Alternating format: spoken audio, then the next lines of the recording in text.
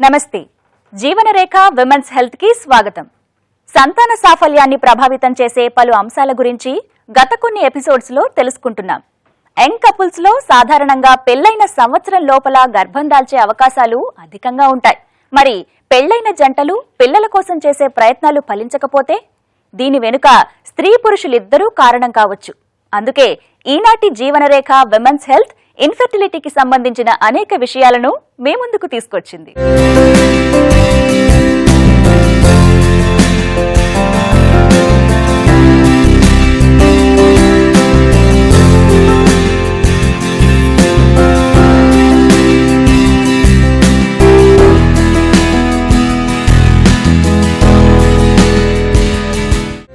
పెళ్లి ఆ తరువాత పిల్లలు అనేది చాలా సహజంగా జరిగేదే. అందుకే పెళ్లి చేశాక ఇంట్లో పెద్దలందరూ కూడా ఆ జంట చల్లటి కబురు ఎప్పుడు చెప్తుందా అని వేచి చూస్తూ ఉంటారు. ఇది మానవ నైజం. పెళ్లయి ఏడాది గడిచినా కూడా ఎటువంటి విశేషం లేకపోతే అదేంటి ఇంకా ఎన్నాళ్ళు అని కూడా ఆరా తీస్తూ ఉంటారు ఇంటి చుట్టుపక్కల వారు. సాధారణంగా పెళ్లైన 6 నెలల నుంచి ఏడాదిలోపు అత్యధిక శాతం మంది కపుల్స్ లో తల్లిదండ్రులవ్వాలనే కల నెరవేరుతుంది. కానీ కొందరు ఎంత ప్రయత్నించినా కూడా పిల్లలు కలగకపోవచ్చు. అన్నీ సవ్యంగా ఉంటే ఎంత వ్యవధిలో కన్సీవ్ అయ్యే అవకాశం ఉంటుంది అని చూస్తే ఒక 100 మెంబర్స్ మ్యారీడ్ కపుల్ గనక మనం తీసుకుంటే సొసైటీలో ఒక 1 month లో 20 to 30% కన్సీవ్ అవుతారు. అదే 6 months లో చూస్తే 70 to 80% కన్సీవ్ అవుతారు. With in 1 year more than 85% of the couples will conceive. So 1 year తర్వాత కూడా కన్సీవ్ అవ్వట్లేదు అని అంటే నార్మల్ ఏజ్ గ్రూప్ తీసుకున్నప్పుడు మనం ఇది ఇవాల్యుయేట్ చేయాలంటాం. అంటే దీని ఇన్ఫర్టిలిటీ అంటే ఇది పిల్లలు కలగట్లేని సిచ్యుయేషన్ అని చెప్పి మనం దాన్ని లేబుల్ చేసుకొని ఇవాల్యుయేట్ చేస్తాం. ఒకవేళ కనుక ఉమెన్ 35 years తర్వాత పెళ్ళయింది, 6 months వరకు కన్సీవ్ అవ్వలేదంటే 6 months కైనా కూడా మనం ఇవాల్యుయేట్ చేయాల్సిన అవసరం ఉంటుంది. ఇన్ఫెర్టిలిటీ అనగానే అది కేవలం స్త్రీకి సంబంధించిన విషయం మాత్రమే కాదు, పురుషులు కూడా ఇన్ఫెర్టిలిటీకి కారణం కావచ్చు. కానీ ఇన్ఫెర్టిలిటీ అనగానే అందుకు కారణం స్త్రీ మాత్రమే అనే భావన ఇంకా మన సమాజంలో ఉంది. తల్లి కావడం అనేది ప్రతి స్త్రీకి ప్రకృతి ప్రసాదించిన వరం. పిల్లలను కనడమనే విషయంలో స్త్రీ పురుషులిద్దరిది పాత్ర ఉన్నా కూడా నవమాసాలు మోసి ఆరోగ్యమైన సంతానానికి జన్మనివ్వగలిగేది కేవలం స్త్రీ మాత్రమే. అందుకే స్త్రీకి పెళ్లి కాగానే ఆమె నుంచి ముందుగా ఆశించేది సంతానాన్నే. మరి ఆమె గర్భం దాల్చకపోతే ఆమెలో ఏదో లోపం ఉందని అనుకోవడం మన సమాజంలో చాలా సాధారణమైన విషయం. కానీ సంతానలేమి వెనుక భార్య భర్త ఇద్దరూ కారణం కావచ్చు. ఇన్ఫర్టిలిటీ అనేది ఒక కపుల్ ఇష్యూ. ఆ ఇష్యూలో వైఫ్ లో 30% కాజెస్ ఉంటాయి, 30% హస్బెండ్ లో కాజెస్ ఉంటాయి. ఇక మిగతా 60% కాజెస్ ఇద్దరిలో లోపాలు ఉండొచ్చు. సంతానం కలగకపోవడానికి స్త్రీలో ఎటువంటి కారణాలు ఉండొచ్చు అని చూస్తే చాలా వరకు కారణాలు ఆమె పునరుత్పత్తి వ్యవస్థకి సంబంధించినవే. వీటిలో ప్రధానమైనవి పీసీఓఎస్, యుటరస్ లో ఇబ్బంది పెట్టే ఫైబ్రాయిడ్స్, ఎండోమెట్రియాసిస్, చికిత్స పొందని సుఖ వ్యాధులు మొదలైనవి. ఇవన్నీ కూడా స్త్రీ తల్లి కావాలి అనే కోరికకు అడ్డంకులు కావచ్చు. సంతానం కలుగకపోవడానికి స్త్రీలలో ఉండే వివిధ కారణాలు అత్యధికంగా పునరుత్పత్తి వ్యవస్థకి సంబంధించినవే అయి ఉంటాయి. గర్భసంచి, అండాశయాలు లేదా ఓవరీలు, ఫెలోపియన్ ట్యూబ్స్, వివిధ హార్మోన్స్ ఇవన్నీ కూడా చక్కగా సమన్వయంతో పనిచేస్తేనే గర్భం వచ్చే అవకాశాలు ఎక్కువగా ఉంటాయి. ప్రతి నెల ఒక అండం విడుదలై అది వీర్యకణంతో కలిసేందుకు తయారుగా ఉంటుంది. కానీ ఓవరీలలో అలాగే ఎగ్ తయారీలోనే సమస్యలు ఉంటే అది గర్భం ధరించేందుకు అడ్డుకట్ట వేయగలదు. మోస్ట్లీ 80% ఓవరీస్ వల్ల వచ్చే కాజెస్ ఎక్కువగా మనం చెప్పుకుంటూ ఉంటాం. దీనిలో ప్రధానమైనది పీసీఓడి, అంటే అండాశయాల నుంచి అండాలు సరిగ్గా రిలీజ్ కాకపోవడం, అంటే యానోవులేషన్ అని అంటాం అనమాట. ఇది ప్రైమరీగా ఈ కాజ్ మనం ఓవరీ కాజ్ లో చెప్పుకోవచ్చు. రెండోది ఏంటంటే ఒక్కొక్కసారి ఓవరీస్ పుట్టుకతోనే చిన్నగా రావటం, లేదు అని అంటే అండాశయంలో అండాలు సరైన నెంబర్లో సరిగ్గా ఉండకపోవటం పుట్టుకతోనే, లేదంటే దీని లోపల సిస్టులు రావటం, ఎస్పెషలీ చాక్లెట్ సిస్ట్ అంటూ ఉంటాం మనం, ఎండోమెట్రియోసిస్, ఎస్పెషల్లీ ఎండోమెట్రియోసిస్లో ఇలాంటి కండిషన్స్లో కూడా మనకి ప్రెగ్నెన్సీ వచ్చే అవకాశాలు తక్కువగా ఉంటూ ఉంటాయి అన్నమాట. అండాశయాలలో తయారైన అండం అక్కడి నుంచి ఫెలోపియన్ ట్యూబ్స్ ద్వారా ప్రయాణం చేసి అక్కడే ఫలదీకరణ చెందిన ఎంబ్రియో గర్భసంచికి చేరుతుంది. మరి ఫెలోపియన్ ట్యూబ్స్ లోనే సమస్య ఉంటే ఎటువంటి ఇబ్బందులు రావచ్చు అనే సందేహం మీకు రావచ్చు. ఇక పిండం శిశువు రూపం దాల్చేది, నవమాసాలు తన నివాసాన్ని ఏర్పరచుకునేది గర్భసంచిలోనే. దీని పొరల్లో ఏవైనా గడ్డలు ఏర్పడితే కూడా అవి సమస్యని కలుగచేయవచ్చు. వీటిని ఫైబ్రాయిడ్స్ అని అంటారు. ఇవి వచ్చే స్థలం, వీటి పరిమాణం బట్టి గర్భధారణపై ప్రభావం పడవచ్చు. ఎప్పుడైతే ట్యూబ్ లో ఏమన్నా బ్లాకులున్నా లేకపోతే ట్యూబ్ బయటకు చూస్తున్నా ఒక్కొక్కసారి బాగానే అనిపించవచ్చు, కానీ లోపల ట్యూబ్ కాస్త పాడైపోయినా కూడా ఈ అండాశయం నుంచి అండం సరిగ్గా దాని నుంచి ట్రావెల్ కాకపోవటం, లేకపోతే ట్రావెల్ అయినా లోపల పొరలకి అతుక్కొని పోవటం, లేకపోతే ఎక్టోపిక్ ప్రెగ్నెన్సీ రావటం, అంటే ప్రెగ్నెన్సీ అనేది గర్భసంచి వరకు ప్రయాణించకుండా అక్కడే వచ్చేసి అతుక్కుపోవటం, ఇలాంటివన్నీ మనం చూస్తూ ఉంటాం. కానీ అన్ని ఫైబ్రాయిడ్స్ కూడా ఇన్ఫర్టిలిటీకి కాజ్ చేయవు. బట్ కొన్ని రకాల ఫైబ్రాయిడ్స్ ఎక్కడైతే గర్భసంచి లోపల క్యావిటీని డిస్టార్ట్ చేస్తున్నాయో అలాంటి కండిషన్లో ఇన్ఫర్టిలిటీ వచ్చే ఛాన్సెస్ ఉంటుంది. ఇవే కాకుండా గర్భసంచిలోని ఏవైనా పాలిప్స్ ఉన్నా లేదా గర్భసంచిలో పుట్టుకతోనే లోపాలు ఉన్నా కూడా గర్భధారణ కష్టం కావచ్చు.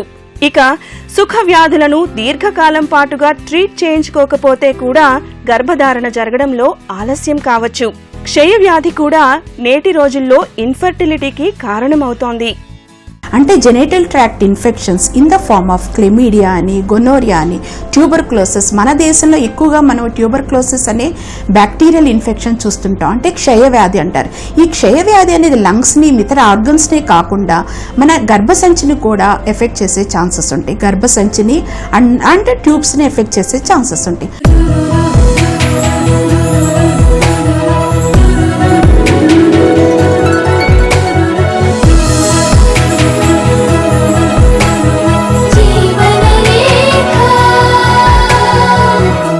ఇన్ఫెర్టిలిటీ వెనుక స్త్రీలలో ఉండే కారణాలను గురించి ఇంతవరకు చూశారు. మరి పురుషుల్లో ఎలాంటి కారణాల వల్ల ఇన్ఫెర్టిలిటీ రావచ్చు అని మీరు అడగొచ్చు. అవేంటో ఇప్పుడు చూద్దాం. పురుషుల్లో సాధారణంగా ఇన్ఫర్టిలిటీకి కారణాలు వీర్య కణాల పరిమాణం అలాగే వాటి కదలికకి సంబంధించినవై ఉంటాయి. ఇక బీర్జాలలో వీర్యం తయారు కావడంలో కూడా సమస్య ఉండొచ్చు. పురుషుల్లో బీర్జాల పనితీరు సరిగ్గా ఉండాలి. స్పర్మ్ ఉత్పత్తి చేసేందుకు తోడ్పడే టెస్టోస్టెరాన్ అలాగే ఇతర హార్మోన్స్ సరి అయిన మోతాదులో ఉత్పత్తి అవుతూ ఉండాలి. ఇలా ఉత్పత్తి అయిన వీర్యం అక్కడి నుంచి సన్నటి ట్యూబ్స్ ద్వారా సెమెన్ రూపంలో విసర్జించబడుతుంది. సరి అయిన సంఖ్యలో వీర్య కణాలు లేకపోవడం కూడా సమస్య కావచ్చు. దీనినే లో స్పర్మ్ కౌంట్ అంటారు. ప్రాబ్లమ్స్ ఆఫ్ ది టెస్టికల్స్ అని వస్తే వ్యారికోసీల్. వ్యారికోసీల్స్ అంటే టెస్టికల్ చుట్టూ ఉండే వెయిన్స్, రక్తనాళాలు ఉబ్బి రక్తనంతో నిండి ఉంటాయి.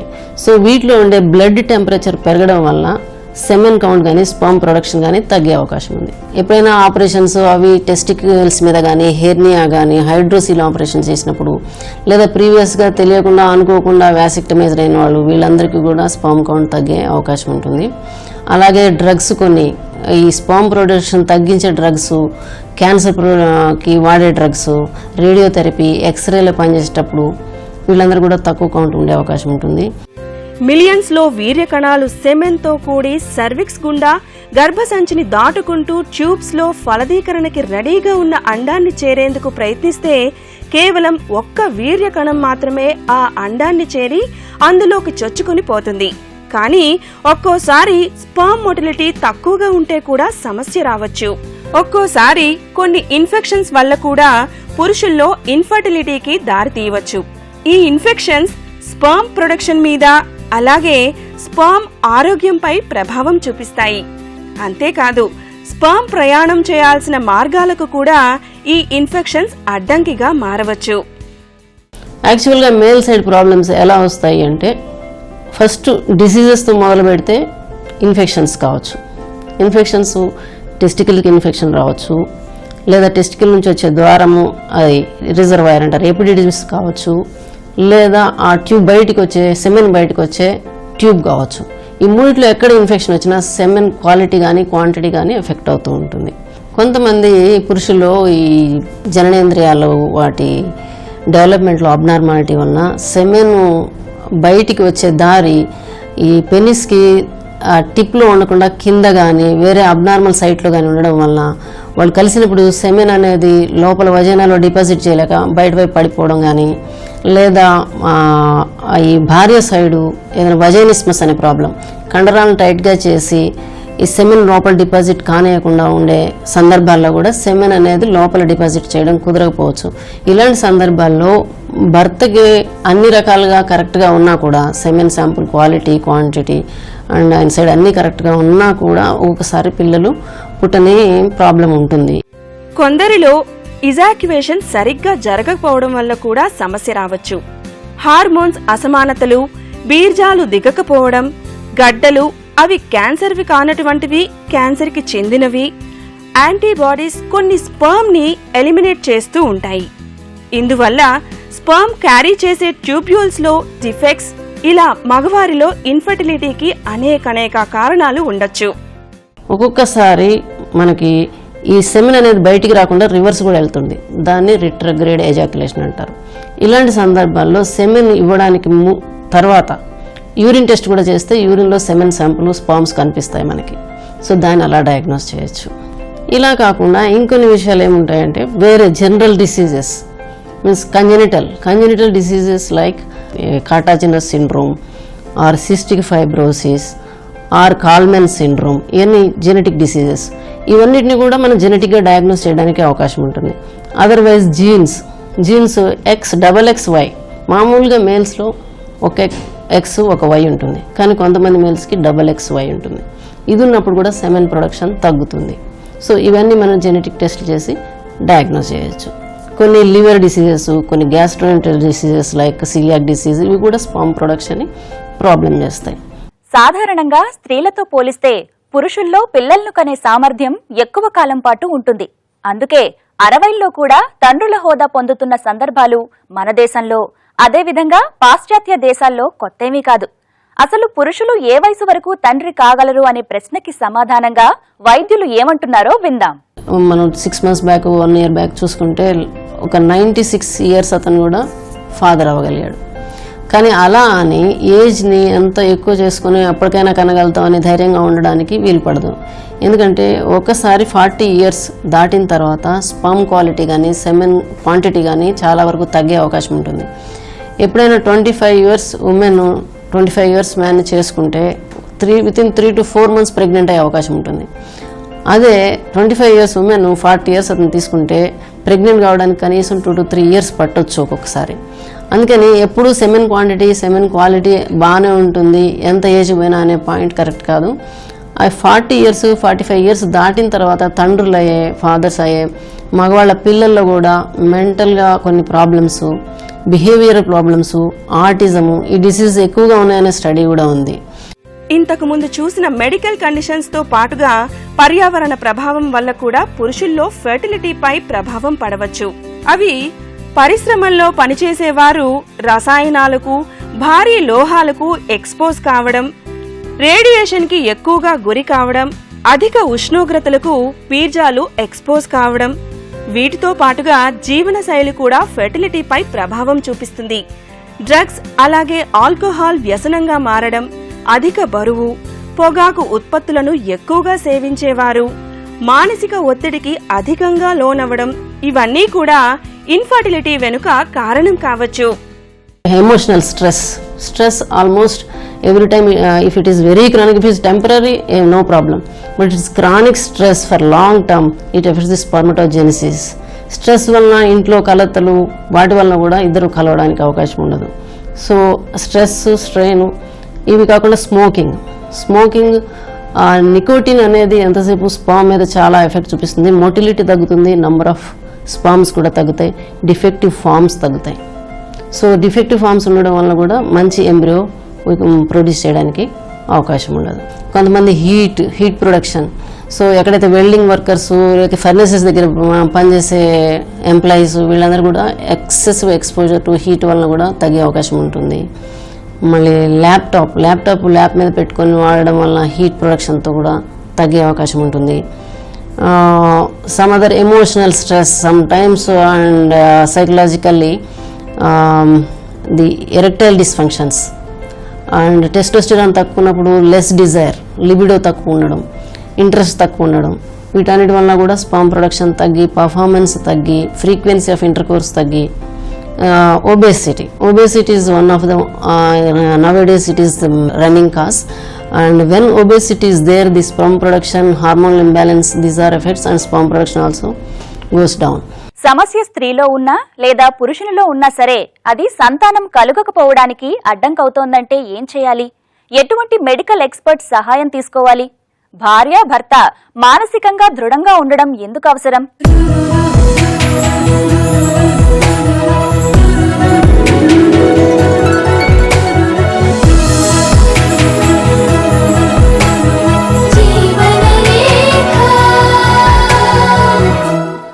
నెలల నుంచి పిల్లల కోసం ట్రై చేస్తున్నాం.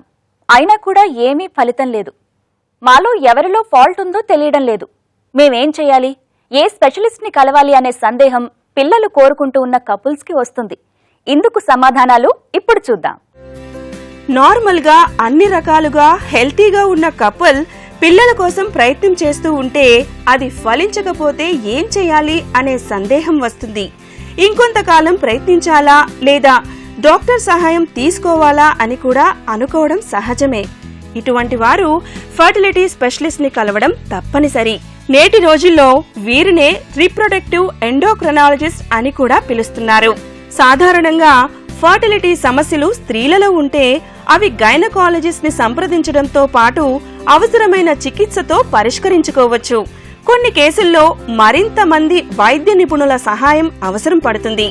మ్యారేజ్ అయిన తర్వాత 1 year లోపల భార్యాభర్తలు కలిసి ఉండి ఎలాంటి పద్ధతులు, గర్భనిరోధక పద్ధతులు వాడకుండానే ప్రెగ్నెన్సీ రాకపోతే వాళ్ళు వెంటనే నియర్ బై గైనకాలజిస్ట్ ఆబ్స్ట్రిషన్ అంటే ఈ ట్రీట్మెంట్ ఇవ్వగలిగే డాక్టర్ని ఒకసారి కలిస్తే అక్కడ డాక్టర్లు ఫస్ట్ మీ ఇద్దరిని ఎనలైజ్ చేస్తారు. డాక్టర్ని కలవడానికి భార్యాభర్తలు ఇద్దరు వెళ్ళడం అనేది చాలా ఇంపార్టెంట్.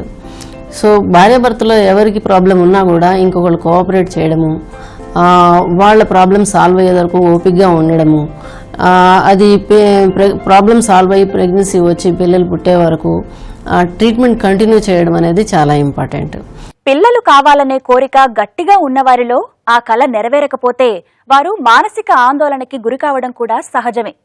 సంవత్సరం పాటుగా ప్రయత్నం చేసి అవి ఫలించకపోతే ముందుగా చేయాల్సింది మానసికంగా దృఢంగా ఉండడం, ఒకరికొకరు సపోర్టుగా నిలుస్తూ తమ సమస్యకి పరిష్కారాన్ని వెతుక్కోగలగడం. పిల్లలు కలగట్లేదు లేక లేరు అన్న భావనే కపుల్లో చాలా స్ట్రెస్ క్రియేట్ చేస్తుంటది. వీళ్ళు చాలా మానసికంగా కృంగిపోతూ ఉంటారు. ఇది వాళ్ళపైనే ప్రెషరే కాదు, వాళ్ళ పార్ట్నర్ నుంచి ప్రెషర్, పక్కన సొసైటీ నుంచి కూడా చాలా ప్రెషర్ మనం చూస్తుంటాం. ఎస్పెషల్లీ ఇండియన్ సినారియోలో కపుల్ కంటే కూడా ఎక్కువ society place a major role. అంటే వీళ్ళు మెల్లగా ఎలా అవుతూ ఉంటారంటే ఇన్ఫీరియారిటీ కాంప్లెక్స్ కి లోన్ అవుతూ ఉంటారు. పబ్లిక్ లోకి వెళ్ళాలంటే భయపడుతుంటారు, ఏమన్నా పార్టీలు ఫంక్షన్ కి వెళ్ళాలన్నా భయపడుతుంటారు, ఎవరి దగ్గర చూసినా ఇదే ప్రశ్న. సో వీరికి మానసికంగా చాలా కృంగిపోతుంటారు. వీళ్ళకి చాలా సపోర్ట్ అవసరం. దీనిలో డాక్టర్స్ రోల్ ఎంత ఉంటుందో అంతే రోల్ ఫ్యామిలీ సపోర్ట్ కూడా ఉండాలన్నమాట. ఇంత ఫ్యామిలీ సపోర్ట్, సొసైటీ సపోర్ట్ మనకి చాలా అవసరం. ఈనాటి జీవన రేఖ విమెన్స్ హెల్త్ లో ఈనాడు చూసిన అంశాలన్నింటినీ ఒక్కసారి గుర్తు చేసుకుందాం. ఇన్ఫర్టిలిటీ అంటే సంతానలేమి అనేది కొన్ని కారణాల మీద ఆధారపడి ఉంటుంది. అవి స్త్రీ పురుషులు ఇద్దరిలో సమానంగా ఉండొచ్చు. సాధారణంగా స్త్రీలలో పునరుత్పత్తి అవయవాలు సరిగ్గా పనిచేయకపోవడం, దీర్ఘకాల వ్యాధులు, మందుల ప్రభావం, సుఖ వ్యాధులు ఇలా అనేక కారణాలు ఉండొచ్చు.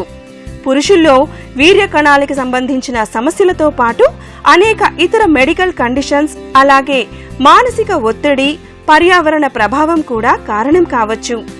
ఎప్పుడైతే పిల్లల కోసం సంవత్సరం పైబడి చేసే ప్రయత్నాలు ఫలించడం లేదో అలాంటి వారు వైద్య సహాయం తీసుకోవాలి. ఇక అప్పటికే 35 ఏళ్లు దాటిన స్త్రీ పురుషులు 6 నెలలుగా ప్రయత్నించినా కూడా పిల్లలు కలగడం లేదో వారు కూడా ఫర్టిలిటీ స్పెషలిస్ట్ ని కలవడం తప్పనిసరి.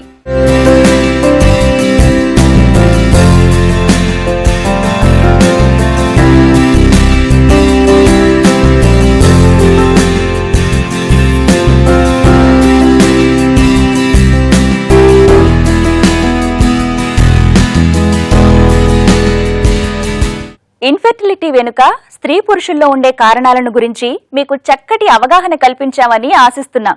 మరో ఎపిసోడ్లో ఇన్ఫెర్టిలిటీ నిర్ధారణ చేసే పరీక్షల గురించి తెలుసుకుందాం. నమస్తే. జీవనరేఖ విమెన్స్ హెల్త్ కార్యక్రమాన్ని మీరు www.youtube.com/ETV Life Indiaలో చూడొచ్చు మరియు www.facebook.com/ETV Life India అలాగే www.twitter.com/ETV Life Indiaలో ఫాలో చేయొచ్చు.